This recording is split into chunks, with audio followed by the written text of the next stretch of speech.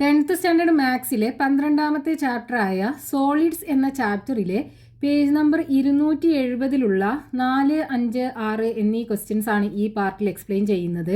4ാമത്തെ question, a metal sphere of radius 12 centimeters is melted and recast into 27 small spheres of equal size. What is the radius of each small sphere? 12 centimetre radius ഉള്ള ഒരു metal sphere melt ചെയ്ത് recast ചെയ്ത് 27 ചെറിയ equal സൈസിലുള്ള spheres ആക്കി മാറ്റുന്നുണ്ട്. ഈ സ്ഫിയേഴ്സിന്റെ radius കാണണം. അതായത് 12 സെന്റിമീറ്റർ ആരമുള്ള ലോഹം കൊണ്ടുണ്ടാക്കിയ ഒരു ഗോളത്തെ ഉരുക്കി രൂപമാറ്റം വരുത്തി 27 ചെറിയ തുല്യ ഗോളങ്ങളാക്കി മാറ്റുന്നുണ്ട്. ഈ ഗോളങ്ങളുടെ ആരം നമുക്ക് കാണണം. അപ്പൊ ക്വസ്റ്റ്യനകത്ത് തന്നിട്ടുള്ളത് 12 സെന്റിമീറ്റർ റേഡിയസ് ഉള്ള ഒരു വലിയ മെറ്റൽ ഗോളം.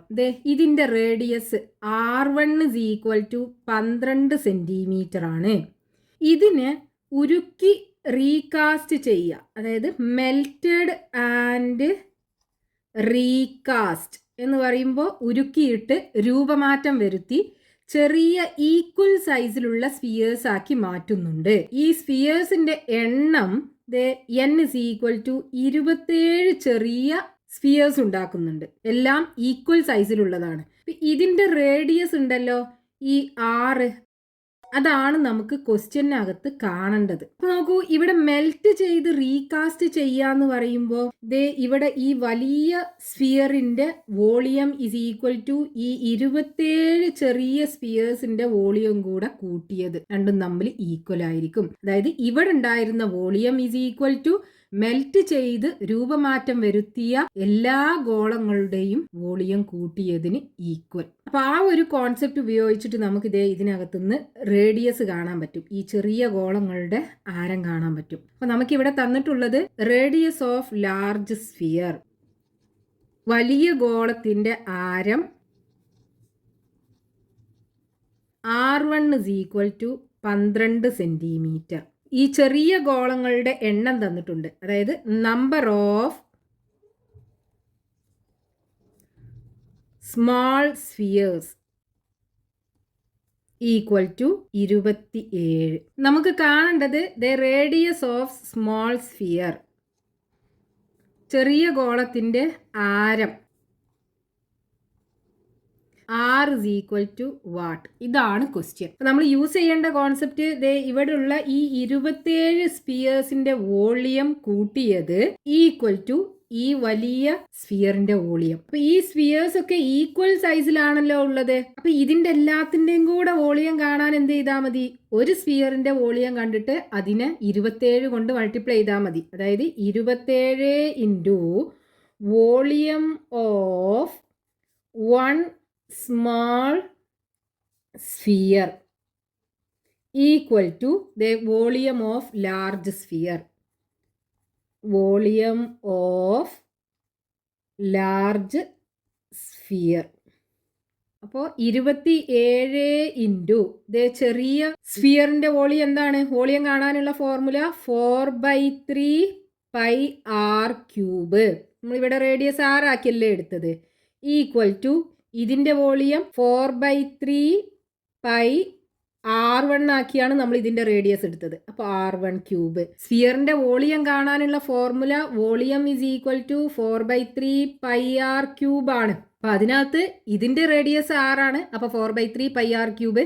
ഇതിന്റെ റേഡിയസ് നമ്മൾ R1 ആക്കിയാണ് എടുത്തത്. അപ്പൊ 4/3 πr1³. ഇനി =ന്റെ രണ്ട് സൈഡിലും 4/3 ഉണ്ട്, നമുക്ക് ക്യാൻസൽ ചെയ്യാം. പൈ ഉണ്ട്, നമുക്ക് ക്യാൻസൽ ചെയ്യാം. ബാക്കി നോക്കൂ, 27 × r³ ഇവിടെ R1 നമുക്കറിയാലോ 12 അല്ലേ.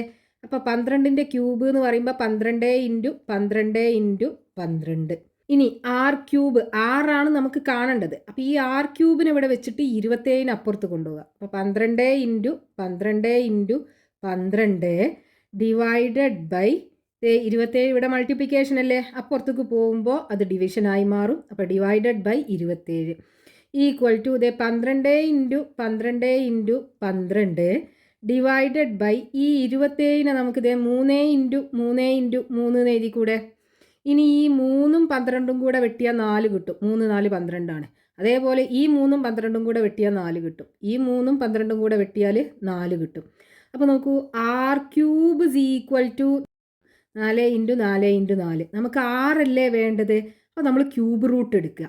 ഇവിടെ ക്യൂബ് ആയതുകൊണ്ട് നമ്മൾ ഇതിൻ്റെ ക്യൂബ് റൂട്ടാണ് എടുക്കേണ്ടത്. Cube root of 4 × 4 × 4.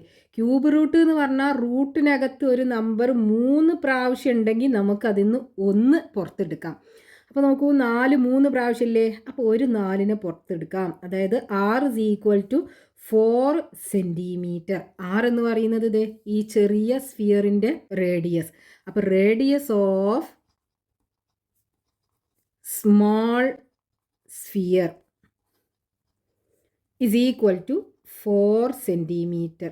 ചെറിയ ഗോളങ്ങളുടെ ആരം = 4 centimetre. Next question, page number 270, question number 5. From a solid sphere of radius 10 centimeters, the largest cone of height 16 centimeters is carved out. What fraction of the volume of the sphere is the volume of the cone? 10 centimeter radius ഉള്ള ഒരു solid സ്ഫിയറിൽ നിന്നും maximum സൈസിലുള്ള 16 centimetre height ഉള്ള ഒരു cone വെട്ടിയെടുത്തു. ആ കോണിന്റെ volume ഈ സ്ഫിയറിന്റെ വോളിയത്തിന്റെ എത്ര ഫ്രാക്ഷൻ ആണെന്ന് കാണണം. അതായത് 10 സെന്റിമീറ്റർ ആരമുള്ള ഒരു കട്ടയായ ഗോളത്തിൽ നിന്നും 16 സെന്റിമീറ്റർ ഉയരമുള്ള ഒരു വൃത്തസ്തൂപിക മുറിച്ചു മാറ്റി ആ വൃത്തസ്തൂപികയുടെ വ്യാപ്തം ആ ഗോളത്തിന്റെ വ്യാപ്തത്തിന്റെ എത്ര പാർട്ടാണെന്ന് കാണണം. അപ്പൊ ആ തന്ന കാര്യം നമ്മൾ ഫിഗർ രൂപത്തിൽ വരയ്ക്കുമ്പോൾ എങ്ങനെയാണ് വരിക?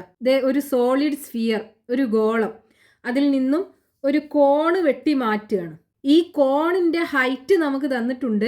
h = 16 സെന്റിമീറ്റർ ആണ്. നമുക്ക് ഈ സ്ഫിയറിന്റെ റേഡിയസ് ആരം 10 സെന്റിമീറ്റർ ആണെന്ന് തന്നിട്ടുണ്ട്. അപ്പൊ ഇതിന്റെ റേഡിയസ് എന്ന് പറയുമ്പോൾ ഇതിന്റെ സെന്റർ, ഈ സെന്ററിന് ഈ സ്ഫിയറിന്റെ സർഫസിലേക്കുള്ള ലെങ്ത്, ഇതാണ് ഇതിന്റെ റേഡിയസ്. നമുക്ക് ക്യാപിറ്റൽ R ആക്കി എടുക്കാം.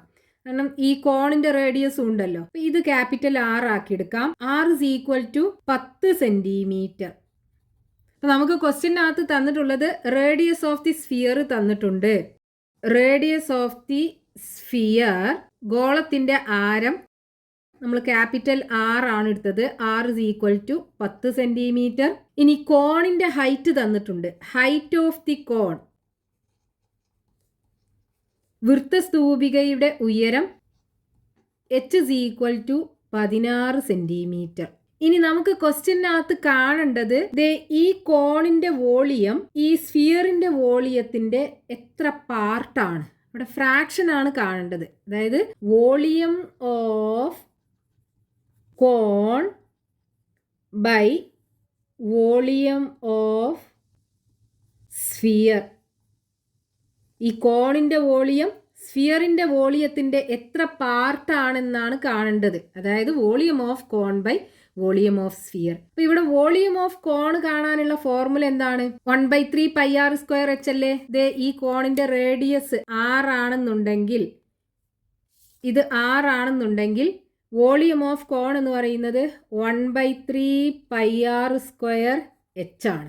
ഇനി വോളിയം ഓഫ് സ്ഫിയർ എന്ന് പറയുന്നത് 4/3 πr³. അപ്പോൾ 4/3 പൈ, ഇവിടെ r നമ്മൾ ക്യാപിറ്റൽ R ആക്കി എടുത്തത് റേഡിയസ്. അപ്പോൾ 4/3 πr³ വരും. ഇനി ഇവിടെ നമുക്ക് ഫ്രാക്ഷന് കാണുന്നുണ്ടെങ്കിൽ ഈ റേഡിയസ് r നമുക്കറിയാം. അതായത് സ്ഫിയറിന്റെ റേഡിയസ് അറിയാം, കോണിന്റെ ഹൈറ്റ് h അറിയാം. ഈ കോണിന്റെ റേഡിയസ് r കാണണം. അതായത് റേഡിയസ് ഓഫ് ദ കോൺ, വൃത്തസ്തൂപികയുടെ ആരം r = ഇത് കാണണം. എന്നാലേ നമുക്ക് ഈ ഫ്രാക്ഷന് കാണാൻ പറ്റുള്ളൂ. അപ്പൊ അത് കാണാനായിട്ട് ഇവിടെ നമുക്കിത് ഈ കോണിന്റെ ഹൈറ്റ്, ഈ ഹൈറ്റും ഈ കോണിന്റെ റേഡിയസും തമ്മിൽ പെർപെൻഡിക്കുലർ ആണല്ലോ. നമുക്ക് എന്ത് ചെയ്യാം? ഈ റേഡിയസ് ഒന്നും കൂടെ നീട്ടിയിട്ട് ഡയമീറ്റർ ആക്കി മാറ്റാം. അപ്പൊ ഈ വരക്കുന്ന ലൈന് ഇവിടെ ഉണ്ടാക്കുന്ന ആംഗിൾ 90 ഡിഗ്രി ആണെന്നുണ്ടെങ്കിൽ ഈ ലൈന് പാസ് ചെയ്യുന്നത് ഈ സ്ഫിയറിന്റെ സെന്ററിലൂടെ ആയിരിക്കും. അതായത് ഈ സ്ഫിയറിന്റെ സെന്റർ ഈ ഹൈറ്റിലുള്ള ഒരു പോയിന്റിലായിരിക്കും. അതായത് ഈ ലൈനിലുള്ള ഒരു പോയിന്റ് ആയിരിക്കും ഈ സ്ഫിയറിന്റെ സെന്റർ. അപ്പൊ ഇവിടെ നമുക്കിത് ഈ കോണിന്റെ ഹൈറ്റ് തന്നിട്ടുണ്ട് 16 സെന്റിമീറ്റർ ആണ്. ഇവിടുന്ന് ഇത്രയും ലെങ്ത് എന്ന് പറയുന്നത് ഈ സ്ഫിയറിന്റെ റേഡിയസ് ആകുമല്ലോ. ഇവിടുന്ന് ഇതുവരെയുള്ള ലെങ്ത് സ്ഫിയറിൻ്റെ റേഡിയസ് ആണ്, അത് 10 സെൻറ്റിമീറ്റർ ആണ്. അപ്പോൾ ഇതുവരെ 10 ആണെന്നുണ്ടെങ്കിൽ ഇവിടുന്ന് ഇങ്ങോട്ട് എത്ര ഉണ്ടാകും? ആ 16 സെൻറ്റിമീറ്ററിന് ഈ 10 സെൻറ്റിമീറ്റർ കുറച്ചാൽ പോരെ? 16 - 10 ഇവിടെ 6 സെൻറ്റിമീറ്റർ ആയിരിക്കും ഉണ്ടാകുക. ഇപ്പം ഇവിടെ നമുക്കൊരു റൈറ്റ് ആംഗിൾഡ് ട്രയാങ്കിൾ കാണാം. ഈ റേഡിയസും ഈ പെർപെൻഡിക്കുലറിൻ്റെ ലെങ്ത്തും ഈ കോണിൻ്റെ റേഡിയസും കൂടെ ഇവിടെ ഒരു റൈറ്റ് ആംഗിൾഡ് ട്രയാങ്കിൾ ഫോം ചെയ്യുന്നുണ്ട്. ഈ റൈറ്റ് ആംഗിൾഡ് ട്രയാങ്കിളിനകത്ത് പൈതഗോറസ് തിയറം കൊടുത്തു കഴിഞ്ഞാൽ നമുക്ക് ഈ കോണിൻ്റെ റേഡിയസ് 6 കിട്ടും. ഇനി നോക്കൂ, ഈ 6 എന്ന് പറയുന്നത് ഈ റൈറ്റ് ആംഗിൾഡ് ട്രയാങ്കിളിൻ്റെ ബേസ് അല്ലേ? പൈതഗോറസ് തിയറം പറയുന്നത് എന്താണ്? Hypotenuse square is equal to base square plus height square, കർണം സ്ക്വയർ ഇസ് ഈക്വൽ ടു പാദം സ്ക്വയർ പ്ലസ് ലംബം സ്ക്വയർ. ഇവിടെ നമുക്ക് പാദം, അതായത് ബേസ് ആണ് കാണേണ്ടത്. അപ്പോൾ base square is equal to hypotenuse square minus height square. Base is equal to square root of, അപ്പോൾ r is equal to square root of hypotenuse 6 ആണ്, 6 മൈനസ് ഈ പെർപെൻഡിക്കുലറിൻ്റെ ലെങ്ത് 6 സെൻറ്റിമീറ്റർ അല്ലേ നമുക്ക് കിട്ടിയത്. അപ്പോൾ 6ൻ്റെ square equal to square root of 6 square എന്ന് പറയുമ്പോൾ 10ൻ്റെ സ്ക്വയർ മൈനസ് 6ൻ്റെ സ്ക്വയർ 36 ആണ് വരിക, equal to square root of 10ൻ്റെ സ്ക്വയർ 100 വരും, 100 - 36 ഈക്വൽ ടു 64 വരും. 64ൻ്റെ സ്ക്വയർ റൂട്ട് 8 അല്ലേ 64, അപ്പോൾ 8 സെൻറ്റിമീറ്റർ കിട്ടും. അതായത് ഇവിടുത്തെ radius r is equal to 8 centimetre കിട്ടി. ഈ കോണിൻ്റെ radius r is equal to 8 centimetre. ഇനി ഇതിനകത്ത് സബ്സ്റ്റിറ്റ്യൂട്ട് ചെയ്തിട്ട് ഈ ഫ്രാക്ഷന് കാണാം. അപ്പോൾ ഇവിടെ കോമൺ ആയിട്ടുള്ളതൊക്കെ നമുക്ക് ക്യാൻസൽ ചെയ്യാം. പൈയും കോമൺ ആണ്. 1/3 താഴെ 3 ഉള്ളത് ക്യാൻസൽ ചെയ്യാലോ. ബാക്കി ഇനി ഇവിടെ എന്തുണ്ടാകും? 6 സ്ക്വയർ ഇൻറ്റു എച്ച് ഉണ്ടാകും. താഴെയാണെന്നുണ്ടെങ്കിൽ 4 ഇൻറ്റു ആർ ക്യൂബും ഉണ്ടാകും. ഇനി ഇതിനകത്ത് സബ്സ്റ്റിറ്റ്യൂട്ട് ചെയ്യുക. 6 ഇവിടെ 8 അല്ലേ കിട്ടിയത്, അതായത് ഈ കോണിൻ്റെ റേഡിയസ്. അപ്പോൾ 6ൻ്റെ സ്ക്വയർ 8 ഇൻറ്റു 8 വരും. ഹൈറ്റ് 16 ഡിവൈഡഡ് ബൈ 4 ഇൻറ്റു സ്ഫിയറിൻ്റെ റേഡിയസ് 10 ആണ് കിട്ടിയത്. അപ്പോൾ 10 ഇൻറ്റു 10 ഇൻറ്റു 10ൻ്റെ ക്യൂബ് 10. ഇനി നമുക്ക് ഈ 4ഉം 8ഉം വെട്ടാം, 2 കിട്ടും. 2 4 8. ഇനി 10ഉം 8ഉം വെട്ടാം, 8ൽ 2 4 പ്രാവശ്യം, 10ൽ 2 5 പ്രാവശ്യം. ഇനി ഈ 10ഉം 16ഉം വെട്ടാം, 16ൽ 2 8 പ്രാവശ്യം പോകും, 10ൽ 2 5 പ്രാവശ്യം പോകും. ഇനി വീണ്ടും ഈ 10ഉം ഈ 2ഉം കൂടെ വെട്ടിക്കൂടെ? ഇവിടെ 2ൽ 2 ഒരു പ്രാവശ്യം, 10ൽ 5 പ്രാവശ്യം പോകും. അപ്പം ഇനി ബാക്കി എന്തുണ്ട്? ഇവിടെ 4 ഇൻറ്റു 8 ഉണ്ട്. അപ്പം 4 ഇൻറ്റു 8 ബൈ ഇവിടെ 3 5 ഉണ്ട്. 5 ഇൻറ്റു 5 ഇൻറ്റു 5 4 8 32. 5 ഇൻറ്റു 5 25. 25 ഇൻറ്റു 5 125. അപ്പോൾ ഈ ഫ്രാക്ഷന് 32/125 കിട്ടി. ഇതിനെ ഇനി നമുക്ക് ചെറുതാക്കാൻ പറ്റൂല. കോമൺ ആയിട്ട് 32നും 125നും ഒരു ഫാക്ടേഴ്സും ഇല്ല. അപ്പോൾ ഇതേപോലെ എഴുതാനേ പറ്റുള്ളൂ. അപ്പോൾ ഈ കോണിൻ്റെ വോളിയം ഈ സ്ഫിയറിൻ്റെ വോളിയത്തിൻ്റെ 32/125 പാർട്ടാണ്. Volume of cone equal to 32/125 part of volume of sphere.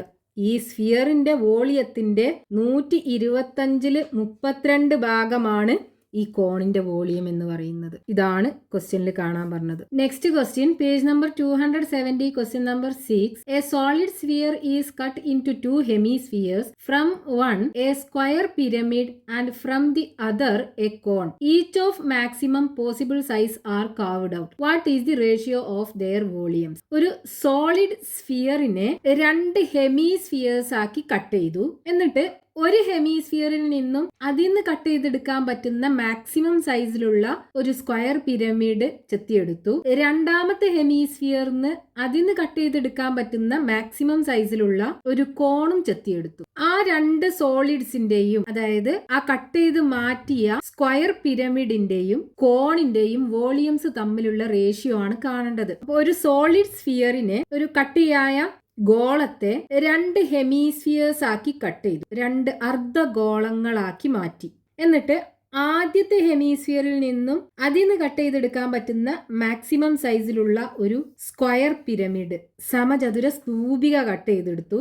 രണ്ടാമത്തെ ഹെമിസ്ഫിയറിൽ നിന്നും ഇതിൽ നിന്നും കട്ട് ചെയ്തെടുക്കാൻ പറ്റുന്ന മാക്സിമം സൈസിലുള്ള ഒരു കോണ് വൃത്ത സ്തൂപികയും കട്ട് ചെയ്തെടുത്തു. ഇനി ഈ രണ്ട് സോളിഡ്സിന്റെയും അതായത് സ്ക്വയർ പിരമിഡിന്റെയും ഈ കോണിന്റെയും വോളിയംസ് തമ്മിലുള്ള റേഷ്യോ കാണണം. ഈ സമചതുര സ്തൂപികയുടെയും ഈ വൃത്ത സ്തൂപികയുടെയും വ്യാപ്തങ്ങൾ തമ്മിലുള്ള അംശബന്ധം, അതാണ് നമുക്ക് ക്വസ്റ്റ്യനകത്ത് കാണേണ്ടത്. അപ്പൊ ഇവിടെ നമുക്ക് രണ്ട് ഹെമിസ്ഫിയേഴ്സ് ആണ് ഉള്ളത്. രണ്ടും ഈക്വൽ സൈസ് ആണ്. ഒരു സ്ഫിയറിന്റെ രണ്ട് ഈക്വൽ പാർട്സ് ആണ്. അപ്പൊ ഈ കട്ട് ചെയ്ത് മാറ്റുന്ന സ്ക്വയർ പിരമിഡിന്റെ ഹൈറ്റും ഈ കോണിന്റെ ഹൈറ്റും സെയിം ആകൂലേ? രണ്ടും റേഡിയസിന് ഈക്വൽ ആയിരിക്കും. ദേ ഇവിടുത്തെ ഹൈറ്റ് എച്ചും ഇവിടുത്തെ ഹൈറ്റ് എച്ചും ഈക്വൽ ആയിരിക്കും. രണ്ടും ഈ ഹെമിസ്ഫിയറിന്റെ റേഡിയസിന് ഈക്വൽ ആയിരിക്കും. ഇനി നമുക്ക് ഇവിടെ ക്വസ്റ്റ്യനകത്ത് കാണേണ്ടത് എന്താണ്? ഇതിന്റെ വോളിയവും തമ്മിലുള്ള റേഷ്യോ. അതായത് volume of square pyramid is to volume of cone. അതാണ് കാണേണ്ടത്. Volume of square pyramid is to volume of cone. Volume of square pyramid കാണാനുള്ള ഫോർമുല എന്താണ്? ദേ 1/3 a square h. A square എന്ന് പറയുന്നത് ഇതിന്റെ ബേസ് എഡ്ജ് പാദവക്കിന്റെ നീളം. ദേ എ, ഇത് സ്ക്വയർ ആണല്ലോ. അപ്പൊ ഇതിന്റെ 4 സൈഡ്സും എ ആയിരിക്കും ഉണ്ടാകുക. നമ്മളിത് വരക്കുമ്പോൾ ഇങ്ങനെ നമുക്ക് വരക്കാൻ പറ്റുള്ളൂ. ഇതിന്റെ ഈ ബേസ് എന്ന് പറയുന്നത് ഇതേ രൂപത്തിലായിരിക്കും ഉണ്ടാകുക. അതായത് ഈ സ്ക്വയർ പിരമിഡിന്റെ ബേസ് ആണ് ഈ സ്ക്വയർ. ഈ ഹെമിസ്ഫിയർ എന്നാണല്ലോ സ്ക്വയർ പിരമിഡ് കട്ട് ചെയ്തെടുക്കുന്നത്. അപ്പൊ അതിന്റെ താഴ്ഭാഗം ഇതിന്റെ ബേസ് ഇതുപോലെ ആയിരിക്കും ഉണ്ടാകുക. അപ്പൊ ഇവിടെ ഈ ബേസ് എഡ്ജ് ഇതിന്റെ സ്ക്വയർ ആണ് ഇവിടുത്തെ എ സ്ക്വയർ എന്ന് പറയുന്നത്. ഇനി ഇതിന്റെ ഹൈറ്റ് ആണ് ഈ എച്ച് എന്ന് പറയുന്നത്. ഈസ് ടു വോളിയം ഓഫ് കോൺ എന്ന് പറയുന്നത് 1/3 പൈ ആർ സ്ക്വയർ എച്ച്. ഇവിടെ ആർ എന്ന് പറയുന്നത് ഇതിന്റെ റേഡിയസ്, ഈ കോണിന്റെ റേഡിയസ്. ഈ കോണിന്റെ റേഡിയസും കോണിന്റെ ഹൈറ്റും ഈക്വൽ ആയിരിക്കും. ഇത് ഹെമിസ്ഫിയർ ആണ്. അതിൽ നിന്നാണ് ഈ കോൺ കട്ട് ചെയ്തെടുക്കുന്നത്. അപ്പൊ ഇത് രണ്ടിന്റെയും റേഷ്യോ ആണ് നമുക്ക് വേണ്ടത്. ഇനി റേഷ്യോ ആകുമ്പോൾ നമുക്ക് ഇതിനകത്തുനിന്ന് കോമൺ ആയതൊക്കെ കട്ട് ചെയ്ത് മാറ്റാം. 1/3 ഹൈറ്റ് രണ്ടിനും കോമൺ ആണല്ലോ, അതും കട്ട് ചെയ്ത് മാറ്റാം. ബാക്കി എന്തുണ്ടാകും? A square is to pi r square ആണ് ഉണ്ടാകുക. ഇവിടെ നമുക്കിത് ഈ എ, അതായത് ഈ സ്ക്വയർ പിരമിഡിന്റെ ബേസ് എഡ്ജ് ഈ ആറിന്റെ ടേംസിൽ എഴുതണം. അതായത് ഈ ഹെമിസ്ഫിയറിന്റെ റേഡിയസിന്റെ ടേംസിൽ എഴുതണം. അപ്പൊ ഇതിന്റെ ബേസ് എന്ന് പറയുന്നത് ഇതേ രൂപത്തിലായിരിക്കും ഉണ്ടാകുക. ഒരു സ്ക്വയർ ആണിത്. ഈ സ്ക്വയറിന്റെ ഡയഗണൽ നമ്മൾ വരക്കുകയാണെന്നുണ്ടെങ്കിൽ ഇങ്ങനെയല്ലേ കിട്ടുക? ഇവിടുന്ന് ഇങ്ങോട്ടുള്ള ലെങ്ത് എന്ന് പറയുന്നത് ഇതിന്റെ റേഡിയസ്, ഇവിടുന്ന് ഇങ്ങോട്ടും ഇതിന്റെ റേഡിയസ്. അതായത് ഡയഗണൽ എന്ന് പറയുന്നത് 2r ആയിരിക്കും. ഇനി ഈ സൈഡിന്റെ ലെങ്ത്തും എ ആണല്ലോ. അപ്പോൾ ഇവിടെ നോക്കൂ, നമുക്കൊരു റൈറ്റ് ആംഗിൾഡ് ട്രയാങ്കിൾ കാണാം. ഈ ട്രയാങ്കിളിനകത്ത് നമ്മൾ പൈതഗോറസ് തിയറം കൊടുക്കുകയാണെന്നുണ്ടെങ്കിൽ hypotenuse square is equal to base square plus height square.